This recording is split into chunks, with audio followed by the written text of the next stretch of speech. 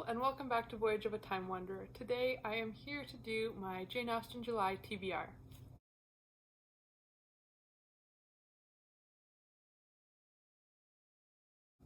So Jane Austen July is hosted by Katie from Books and Things, Marissa from Blatantly Bookish, and Claudia from Spinster's Library. And it is a celebration of all things Jane Austen throughout the month of July. I think I've participated in some form or another every time that this readathon has been run, and it is one of the highlights of my reading year along with Booktober.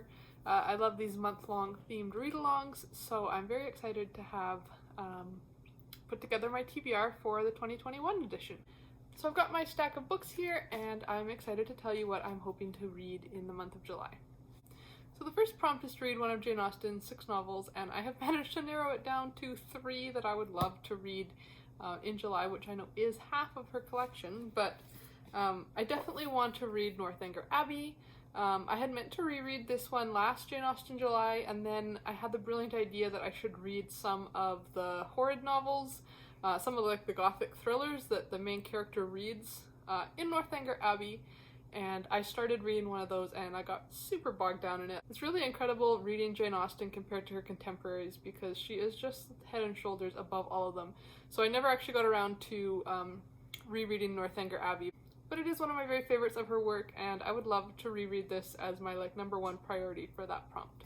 This edition also has some little illustrations throughout that I think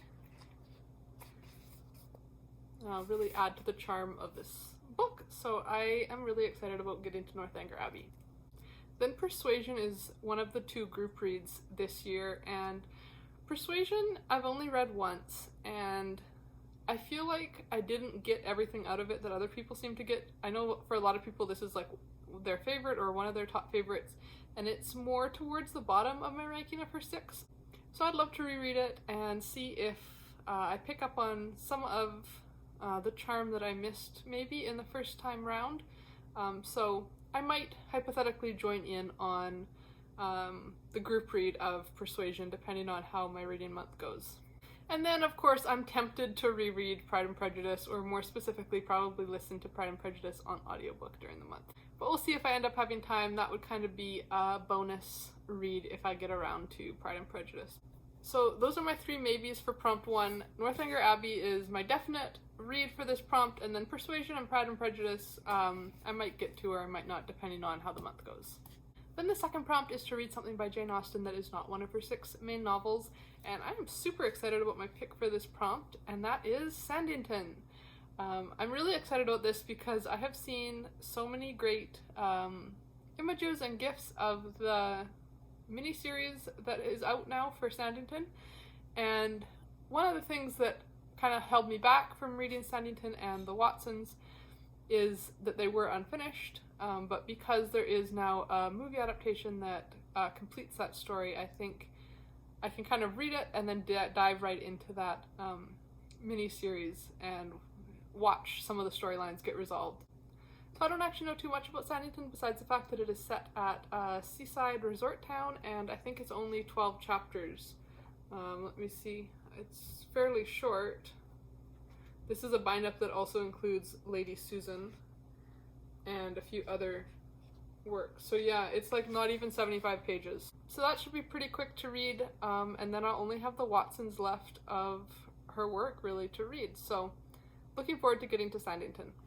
And then prompt 3 is read some nonfiction about Jane Austen or her time.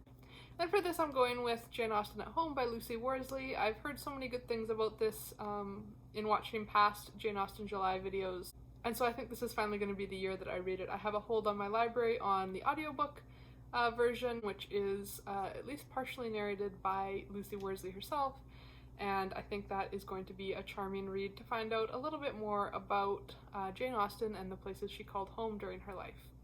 Then prompt 4 is read a retelling of a Jane Austen novel, and for that I have The Other Bennet Sister by Janice Hadlow. This is another one that I have heard so many good things about. This is a retelling of Pride and Prejudice that examines Mary Bennet and what her story may have looked like from what I've heard from others. The first part is the events of Pride and Prejudice from Mary's perspective, And then the second half goes beyond Pride and Prejudice and imagines her life kind of as she grows up more. I have a soft spot for Mary Bennet.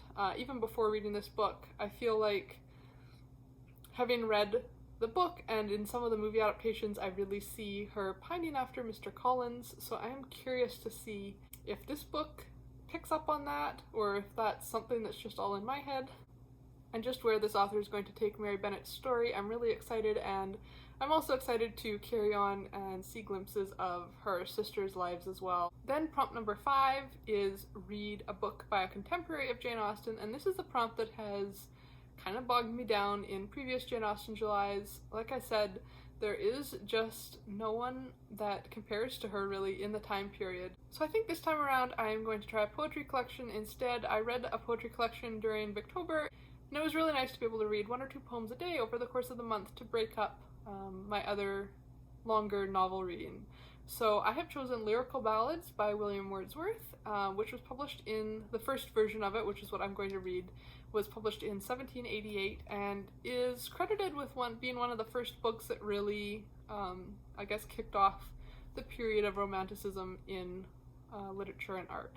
So I think there is evidence that Jane Austen did read Wordsworth, and I have visited his house in the Lakes District, but I haven't really read a ton of his poetry, so it'll be great to dive into a dedicated poetry collection of his. And I believe that was one of the first collections that he published, so it will be the perfect introduction. And if I enjoy his writing, then maybe I can read other poetry collections for future Jane Austen Julys. Then prompt number 6 is to watch a direct screen adaptation of a Jane Austen novel. And for that, of course, I have many, many movies that I love dearly that I could watch, but I'm going to prioritize the Sanditon miniseries once I finish the Sanditon book. I am really excited to dive into that. I know there's some diversity in the casting that is unique to Regency era movies, and I think it'll be great, like I said, to carry on the story after reading the first few chapters that Jane had envisioned, to see where the story goes from there. And then, of course, probably reading the other Bennet sister will have me in the mood to rewatch Pride and Prejudice, and I may or may not watch either version of Emma, the 2009 or the 2020 Emma. I both really love. So if I'm in the movie watching mood in July, I could see myself picking up any of those titles as well, but Sanditon is my main answer for this prompt. And then prompt 7 is to watch a modern screen adaptation of a Jane Austen movie. This one I'm not super invested in. I don't really tend to like modern adaptations of Austen, but I might watch Bridget Jones' Diary and the sequel films because I've never watched anything besides the original movies, so that might be fun to fulfill prompt 7. And then I also have 2 other Jane adjacent books that I would love to get to in July.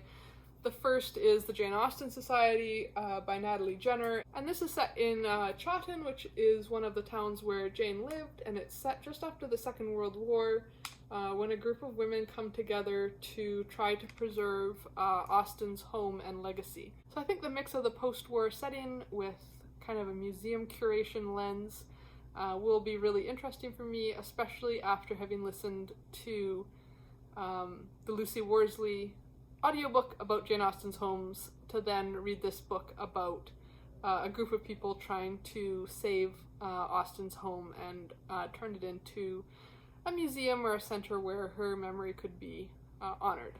And then when I was searching my library catalog for some of these other items, this book came up, Confessions of a Jane Austen Addict by Laurie, Viera, Rigler.